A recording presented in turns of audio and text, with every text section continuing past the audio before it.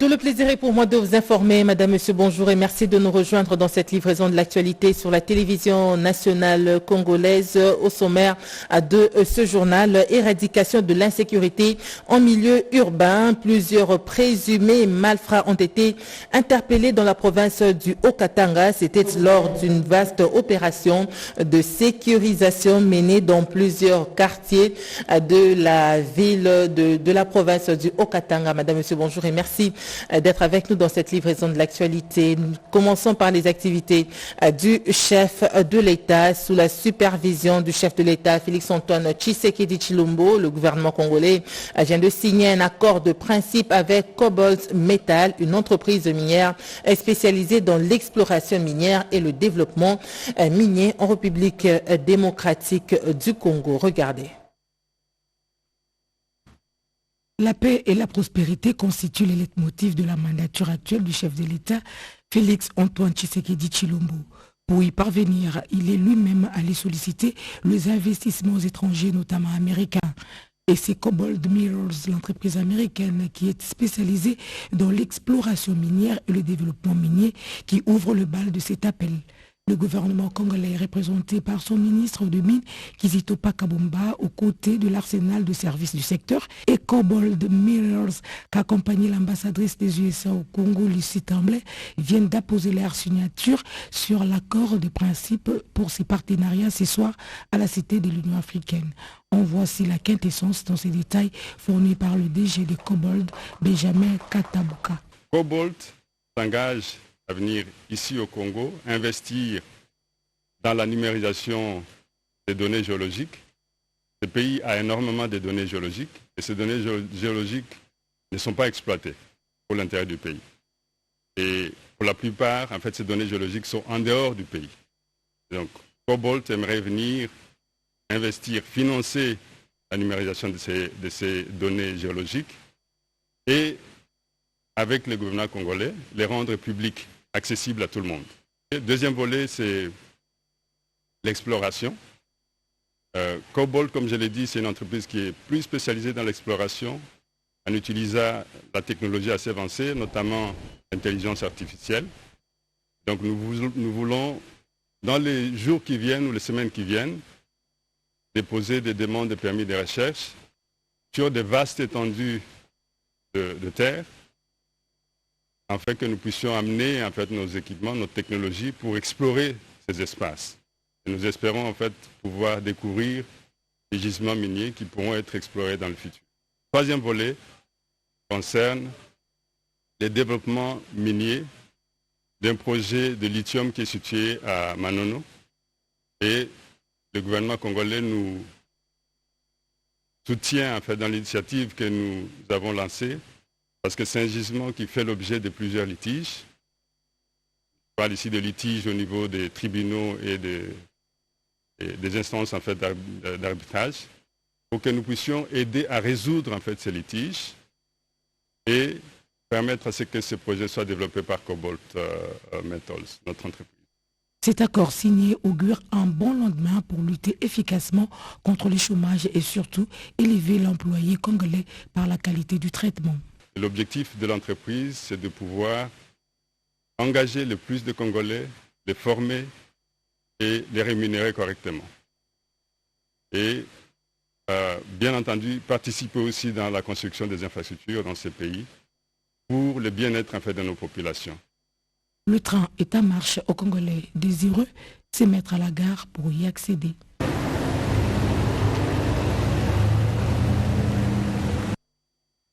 ANSER, entendez, Agence nationale d'électrification et de services énergétiques en milieu rural et périurbain. Cette agence vient de totaliser 5 années d'existence. Ce quinquennat reste marqué par plusieurs réalisations à mettre à son actif. L'on peut énumérer quelques-unes qui ont été énumérées justement lors du briefing de presse animé par le ministre de la Communication et Médias, Patrick Mouyaya Katembwe. Ce briefing presse a été consacré aux 5 ans de l'Agence nationale d'électrification et des services énergétiques en milieu ruraux et périurbains ANSER. Ce fut l'occasion pour le directeur général adjoint de cet établissement public, Damien Twambilangana Mukongo, de présenter des réalisations à mi-parcours et perspectives d'avenir. Selon le directeur général adjoint, la première phase du travail a consisté à établir une planification rigoureuse à travers l'élaboration des plans locaux d'électrification. L'impact réel dans les zones rurales et périurbaines, l'impact est très important, ce qui motive d'ailleurs par rapport à notre planification des 5 ans à venir, atteindre plus ou moins 52% en 2030. C'est clair que c'est un énorme défi qui ne dépend pas que de Anser, mais nous avons toutes les capacités techniques et stratégiques qui peuvent nous permettre de pouvoir atteindre l'objectif. Pour sa part, Patrick Mouyaya Temboué, ministre de la Communication et Médias, a insisté sur le rôle de l'électricité dans le développement d'une nation. Avec les différents projets qu'il y a dans les portefeuilles, avec évidemment l'appui du gouvernement et d'autres mécanismes qui sont mis en place pour réussir à financer cette agence, nous serons en mesure de donner plus d'électricité à nos populations et de ce fait créer les effets induits liés justement à l'arrivée de l'électricité dans ces zones. Répondant à une question sur la polémique autour de la décision du ministère de l'Éducation de maintenir les élèves enceintes à l'école, le porte-parole du gouvernement a noté qu'il s'agit d'une décision juste.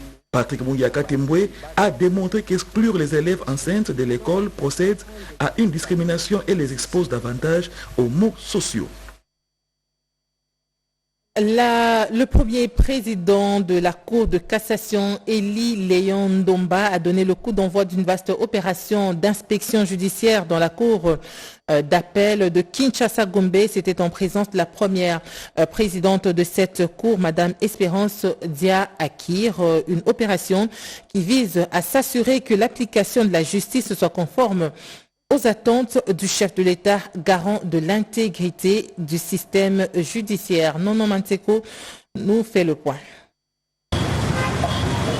La première étape de cette mission qui vise à renforcer l'accès à la justice a débuté ce lundi 17 juillet 2025 à la Cour d'appel de Kinshasa-Gombe. Cette évaluation des magistrats de Kinshasa déployée sur plusieurs jours a pour objectif principal de dégager les dossiers en souffrance et de mettre un terme à l'impunité qui gangrène certaines juridictions. Accompagné des 9 magistrats de la Cour de cassation, les premiers présidents Eli Léon Ndomba, qui a lancé cette opération, entend répondre à l'appel du chef de l'État de redresser une justice en crise. Ces 9 magistrats ont pour rôle d'examiner les animateurs de chaque juridiction inférieure à la Cour d'appel de Kinshasa-Gombe qui dirige la première présidente Espérance Dia Akir. Cette inspection a ceci de particulier qu'il est en même temps l'occasion pour la haute hiérarchie de faire un contrôle physique, contrôle administratif des magistrats. C'est en même temps l'occasion pour nous, les magistrats de la Cour d'appel, de profiter, de bénéficier de l'expertise de la haute hiérarchie. C'est vrai qu'à travers cette inspection, ils vont nous contrôler le travail que nous faisons, et là où il y aura des failles, ils vont par leurs conseils, par leur expertise nous guider, nous aider pour mieux dire les droits. Une procédure saluée par les magistrats de cette cour. Nous sommes très enchantés parce que ça nous donne quand même un réel espoir quand nos chefs viennent nous inspecter pour voir le volume de travail que nous avons, les conditions de travail auxquelles nous sommes soumises. Donc c'est vraiment une procédure à féliciter. Juste après la Cour d'appel de Kinshasa-Gombe, le premier président de la Cour de cassation, Eli Léon Ndomba, a pris la direction de la Cour d'appel de Matete pour les mêmes exercices. Le ministre de l'Emploi, Travail et Prévoyance sociale a échangé avec une délégation des Nations Unies sur la situation des droits humains en RDC, notamment dans le secteur du travail. Il a été question de la protection des travailleurs, du respect des normes internationales et du renforcement du mécanisme de suivi. Reportage.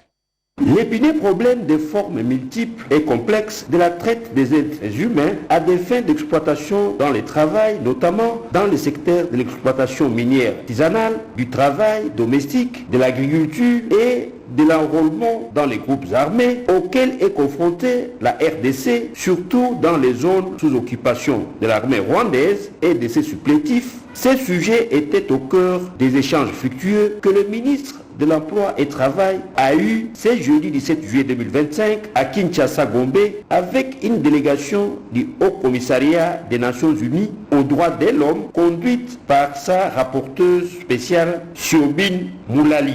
Visiblement très préoccupé par la situation des employeurs et employés dans l'est de la République démocratique du Congo, Ephraim Akwakwanametou, entouré de ses proches collaborateurs, dont le secrétaire général au travail et à l'emploi, Dona Bagula, et de quelques membres de son cabinet politique, a expliqué clairement à ses interlocuteurs les avancées significatives enregistrées sous le leadership du président Félix Antoine Tshisekedi Tshilombo par la RDC, l'un des pays pionniers de l'Alliance 8.7 qui a pris l'engagement de mettre fin à la traite des personnes, au travail forcé, au travail des enfants et à l'esclavage moderne, avait déjà mis en place un comité multisectoriel de suivi avec l'appui de ses partenaires techniques et financiers.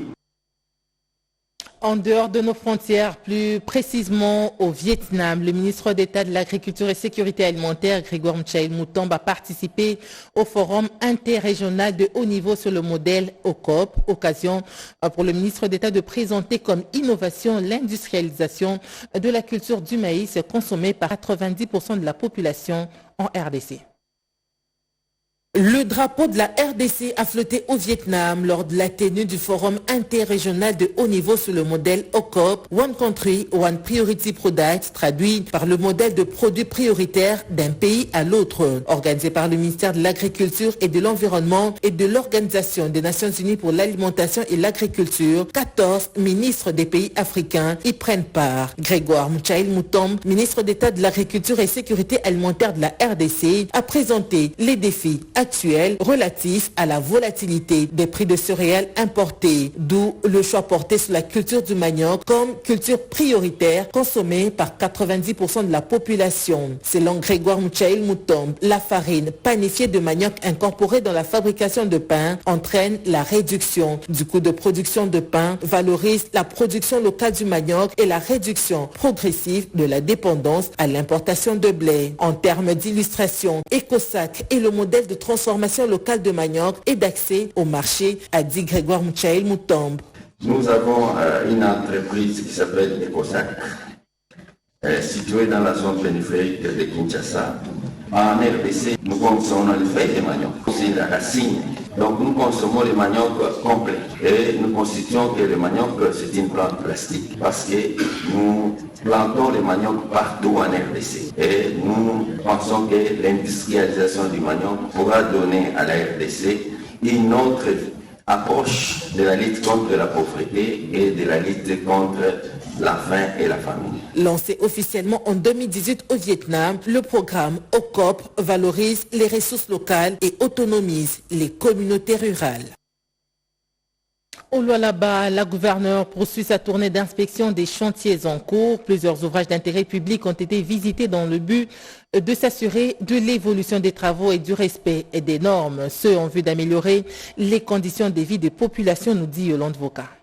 La gouverneure du Lualaba, Fifi Masuka Saini, a été au site de l'Université moderne d'écologie, l'un des chantiers phares du gouvernement provincial. Ici, des imposants bâtiments de plusieurs facultés, soit 20 auditoires en raison des 4 par bâtiment, pour une capacité de contenir 200 étudiants par auditoire, sortent des terres. Hormis les auditoires, cet alma mater disposera d'un bâtiment administratif R+3, 22 bureaux, des installations sanitaires, un bâtiment R+3 pour 44 laboratoires, salle informatique et un réfectoire. Plus des auditoires et espaces pour divertissement, 4 hommes, dont 2 pour femmes et 2 pour les hommes, avec chacun la possibilité de recevoir 200 étudiants par homme. Dans ces encablures, on y trouve une clinique universitaire qui sera constituée d'un bâtiment administratif, un bloc opératoire, un laboratoire, un bloc pour la médecine interne, un bloc pour la médecine externe avec une capacité d'accueil des 100 patients. 3 auditoires modernes pour la faculté de médecine sont aussi perceptibles avec une capacité d'accueil des 200 étudiants. Fifi Masuka Saini et Clément Fujit-Natkar inspecteront enfin la poursuite des travaux de la pose d'une couche d'asphalte sur la piste de l'aéroport international des Kolesi. Les démarches sont donc en cours pour l'homologation de ces joyaux architecturaux. Notre première étape étant terminée, nous sommes en train maintenant de suivre les autres chantiers en construction. Nous sommes très satisfaits. Le vice-premier ministre, ministre des Transports, nous a promis de s'y atteler avec toutes les équipes techniques. La Régie des voies aériennes salue l'implication totale de la gouverneure pour doter sa juridiction des infrastructures aéroportuaires aux standards internationaux. À travers cette ronde, la chef de l'exécutif entend donc léguer aux générations futures des ouvrages durables. Que se passe-t-il dans la province du Kasaï? Le gouverneur Crispin Mukendi a lancé officiellement les activités de l'antenne du Laboratoire national des travaux publics de l'Office de route Chikapa, une cérémonie qui s'est déroulée dans les installations du camp de l'Office des routes à Kachongo en présence des autorités locales. Le gouverneur de province, Maître Crispin Mukendi Bokassa, a procédé ce mercredi 15 juillet 2025 à la cérémonie du lancement officiel des activités de l'antenne des laboratoires nationaux des travaux publics de l'Office de route dans la province du Kasaï, précisément dans la ville de Chikapa. La cérémonie s'est déroulée dans les installations de l'Office de route, direction provinciale 720 du Kasaï, situé à Kachongo. Créé par la décision numéro ORC-DG-1244-DGA- DGRH-2024 portant création d'une antenne des laboratoires nationaux des travaux publics dans la province du Kasaï pour la première fois depuis son existence. Cette antenne nouvellement installée permettra l'analyse et le contrôle de la qualité des matériaux de construction des infrastructures exécutées par l'Office de route, Office des voiries et drainage, Office de voies des déserts agricoles et les autres entreprises qui travaillent dans le domaine des infrastructures ainsi que toute autre personne qui construit des immeubles. Le gouverneur Crispin Mukendi a procédé à la coupure symbolique du ruban P avant d'effectuer une visite guidée dans le but d'avoir l'aperçu général de matériel de ces laboratoires. Le chef de l'exécutif provincial a par ailleurs remercié le chef de l'État, Félix Antoine Tshisekedi Tshilombo, pour son attention particulière accordée à la construction et modernisation de la province du Kasaï à travers différents projets, notamment Chile-Gelou, lutte anti-érosive et autres, tout en invitant avant le bénéficiaire à utiliser ces matériels en bon père de famille.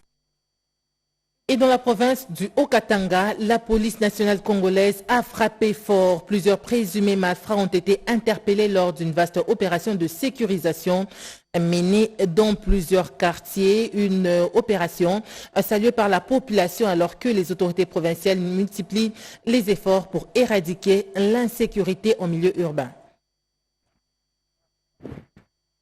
Ces présumés bandits, 17 au total et répartis en deux groupes, ont été capturés avec plusieurs armes blanches sur eux. Ce jeudi 17 juillet 2025, ils ont été présentés par les services de sécurité au gouverneur intérimaire du Haut-Katanga, Martin Kazembe Choula, qu'entouraient les membres du comité provincial de sécurité et du ministre provincial de l'Intérieur. Ils sont accusés pour la plupart d'extorsion, association de malfaiteurs, casseurs de vitres, vols qualifiés au quartier Kassapa et Kamatete, ainsi qu'au quartier Mumbunda. L'autorité provinciale a salué le professionnalisme des services de sécurité qui ont réussi à mettre la main sur ces hors-la-loi qui sèment la désolation sur la ville de Lubumbashi ces derniers temps. Martin Kazembe Choula a par ailleurs encouragé la police à continuer d'enquêter pour traquer tous les criminels qui courent encore. L'objectif est d'assurer la sécurité complète de la population et ses biens, comme souhaité par le chef de l'État, Félix Antoine Tshisekedi Tshilombo. Tous les membres du Conseil de sécurité, nous vous disons sincèrement merci pour le travail que vous venez de faire. Le chef de l'État nous a donné comme mission de préserver la quiétude dans la province et surtout de travailler en collaboration avec tous les services. C'est pourquoi nous lançons un appel à la population de faire confiance aux autorités de la province, aux services de sécurité et surtout de collaborer. Tous ceux-là qui sont mis en cause, nous allons les mettre à la disposition de la justice. L'audience doit être fixée le plus vite possible. Ces présumés hors la loi seront déférés devant la justice afin qu'ils répondent de leurs actes. Un lot de 3 minibus de marque Ford surnommés Kabasele pour renforcer la sécurité des personnes et de leurs biens a été déchargé hier jeudi 17 juillet 2025 au port de la Société congolaise des transports et des ports SCPT. Et c'est l'autorité provinciale de l'Équateur qui l'a réceptionné, nous dit Mimi Etaka. Le déchargement de ce bus, surnommé Kabasele, s'est déroulé en présence du commissaire provincial de la police nationale congolaise Équateur, Henri Kapend Chibond, et ses différents commandants d'unité. L'autorité provinciale de la PNC Équateur remercie de prime abord le président de la République, Félix Antoine Tshisekedi Tshilombo, commandant suprême de FARDC et de la PNC, pour la dotation de ce lot de minibus qui rentre dans le cadre du renforcement de la sécurité dans la province de l'Équateur. Le commandant en chef de la police a songé à ce que notre province soit équipée, soit dotée de moyens de transport pour intervenir dans différents points. Donc le grand merci, c'est, comme je l'ai dit, le commandant suprême qui ne cesse de nous encourager afin de travailler, au chef aussi de la police qui nous a donné des instructions fermes pour l'utilisation de ces moyens de transport. Il est important de noter que ces véhicules ont été rapidement acheminés à l'Équateur grâce aux efforts inlassables du gouverneur de province, Boloko Bolumbu Bobo, en séjour à Kinshasa, a pris en charge tous les frais pour assurer le transport de 10 véhicules de Kinshasa jusqu'à leur destination, en sa qualité de garant du bon fonctionnement des institutions dans sa province. Venus nombreux pour voir des visus le déchargement de ce minibus, la population a entonné de cris de joie en signe de reconnaissance au président de la République, Félix Antoine Tshisekedi Tshilombo. Cette dernière a également loué les efforts remarquables que ne cesse de fournir le gouverneur de province, Boloko Bolumbu Bobo, pour le maintien de la paix, gage de tout développement à l'Équateur.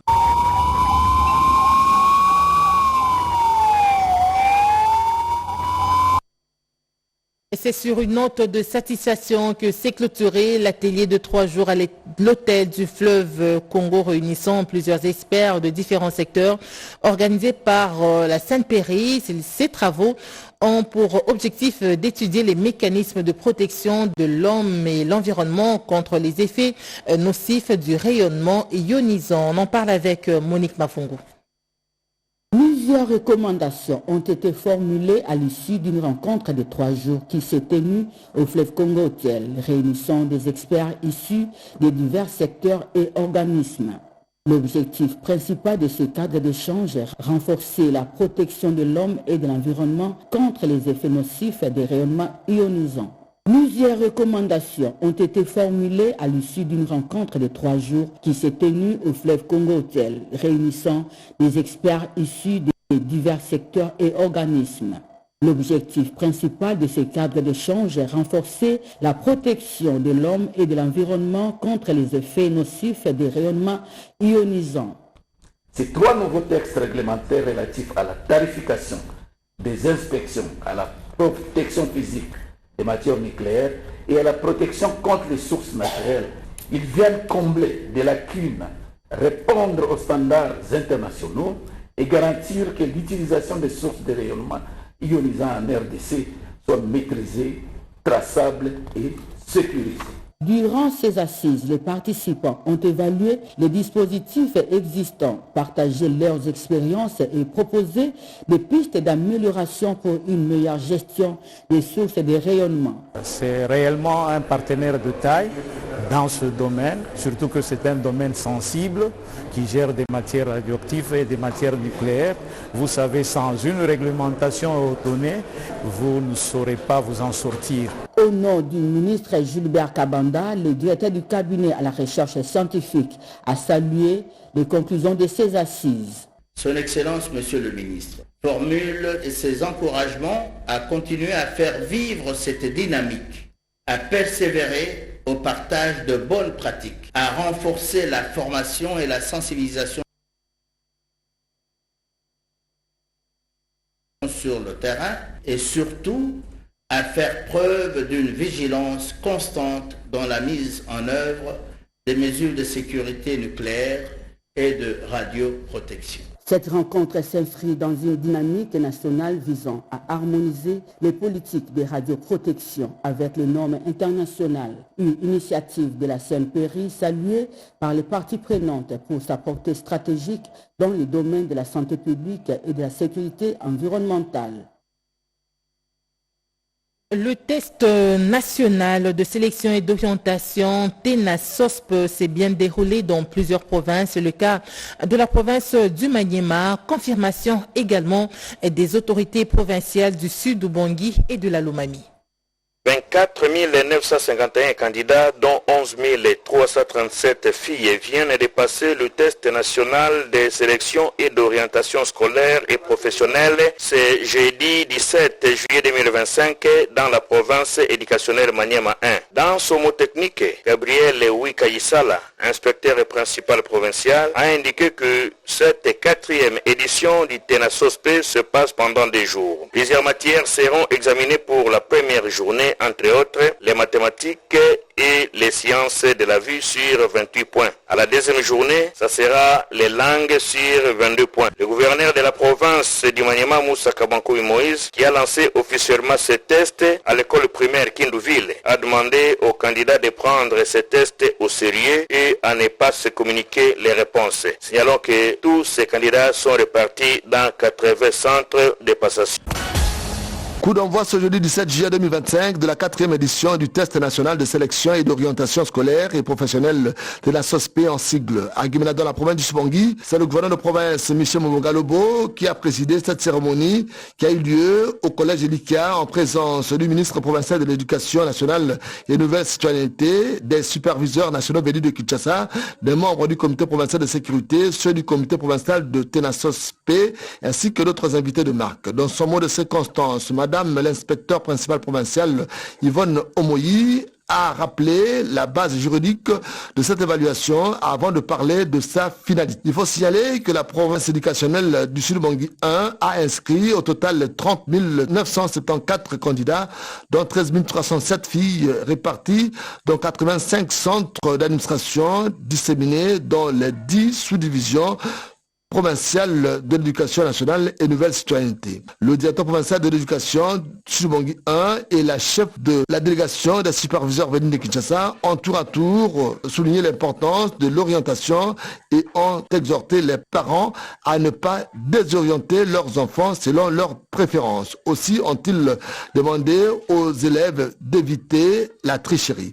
Pour eux, les résultats de cette évaluation permettront à dégager le profil psychotechnique de l'élève avant de l'orienter vers un type d'enseignement aux humanités. Le gouverneur de province, Mobogalo Bomiché, avant de donner le go à ces épreuves, a rendu ses hommages les plus déférents au président de la République chef de l'État, Félix Antoine Tshisekedi Tshilombo, pour la priorité qu'il a accordée au secteur de l'éducation. La bénédiction et le souhait de bonne chance n'ont pas échappé aux lèvres du pasteur gouverneur Mobogalo. Ils sont 37 367 élèves de la 8e année de passer les tests nationaux de sélection et d'orientation scolaire et professionnelle TENA-SOSP à travers la province éducationnelle de l'Omami. Ces épreuves, qui se déroulent du jeudi 17 au vendredi 18 juillet, marquent une étape cruciale dans le parcours scolaire des jeunes Congolais. Parmi les candidats, 16 082 000 sont des filles représentant une part significative de la participation féminine à cette édition 2025. Les centres d'examen ont été déployés à travers toute la province, notamment à l'Institut de Monéditou, sous la présidence du maire de la ville, Gérard Chibanda Kabwe, accompagné des autorités éducatives tant civiles que militaires. Le maire a salué la mobilisation des enseignants et des encadreurs pour la bonne organisation de ces tests nationaux. Un moment décisif pour l'orientation scolaire et professionnelle de nos enfants. Nous devons l'accompagner avec rigueur et engagement, a déclaré l'autorité urbaine. Une visite de plusieurs centres d'examen a été effectuée par le maire afin de s'assurer du bon déroulement des épreuves et de témoigner son soutien aux candidats. Qu'en est-il de l'actualité des journaux parus ce matin? La réponse dans cette sélection de Jean-Pierre Ndolo-Demazou.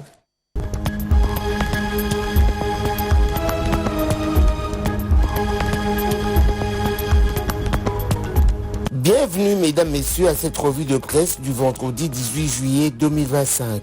Axe majeur du préaccord, Doha sonne la fin du 1-23, rapporte le potentiel. Les pourparlers entre le gouvernement congolais et les rebelles du 1-23 AFC, soutenus par Kigali, entamés depuis le 10 juillet à Doha, capitale du Qatar, sont entrés dans une phase cruciale depuis le 17 juillet. Après des jours de négociations sous médiation américaine, un accord préliminaire vient d'être remis aux délégations de la RDC, du Rwanda et du 1-23 AFC. Dans ce document devant servir de soubassement à une déclaration de principe, étape préalable essentielle à la conclusion d'un accord final. 4 points majeurs demeurent non négociables, à savoir retrait immédiat des forces rwandaises et du 1-23 du territoire congolais. Les FDLR sont désormais considérés comme résiduels et non menaçants. Dissolution complète du 1-23 AFC sans possibilité de transformation en parti politique, aucun dialogue politique,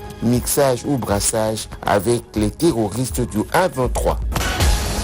Intensification du conflit au sud Kivu, de nouveaux combats proches de Bukavu, annonce le quotidien. Le conflit qui oppose les forces de l'AFC 1-23 à celles de Wazalendo a franchi un nouveau seuil d'intensité dans la région du sud Kivu, provoquant une escalade des hostilités qui a alarmé les communautés locales. Le mercredi 16 juillet 2025, les affrontements ont éclaté dans 2 zones stratégiques, le groupement de Bougouré dans le territoire de Kabari et le groupement de Moulamba en territoire de Walungu.